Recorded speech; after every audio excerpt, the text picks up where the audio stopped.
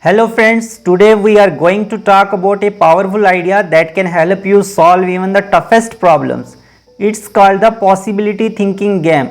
Robert Schuller used this in his life to turn impossible situations into possible successes, like starting a church and later building a tower of hope. Let's see how you can use this simple method and count to 10 and win.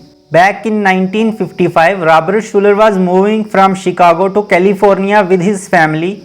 He had only $500 and $4,000 for land. He needed to start a church, but Garden Grove had no empty halls or building available. It seemed totally impossible. Then Robert did something simple but powerful. He took a napkin and wrote numbers 1 to 10 vertically.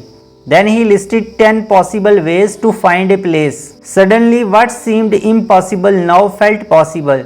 The word impossible blocks creativity, but thinking possible opens up ideas. After checking all options, he found a drive-in theater on the outskirts. At first, it seemed far, but then he thought it's not in the Garden Grove Center, but it's in the center of Orange County. 4 weeks later, he started preaching there. 6 years under the open sky. Later, church membership grew to 1,500 people. He realized they needed more space for offices and counseling. A chapel on top, offices below. Then money problem starts. Robert Schuller again made a list of 10 ways to raise $10 lakh. By this method, he found a way to raise $10 lakh.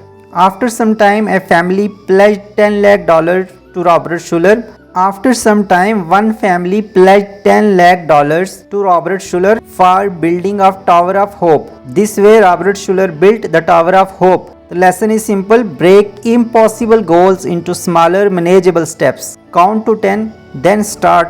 This method is not just for money. Robert used it in Flint, Michigan to create 25,000 jobs. The principle is simple: break big goals into 10 possibilities, explore each possibility. Use a risk-free, playful mindset. It's just a game.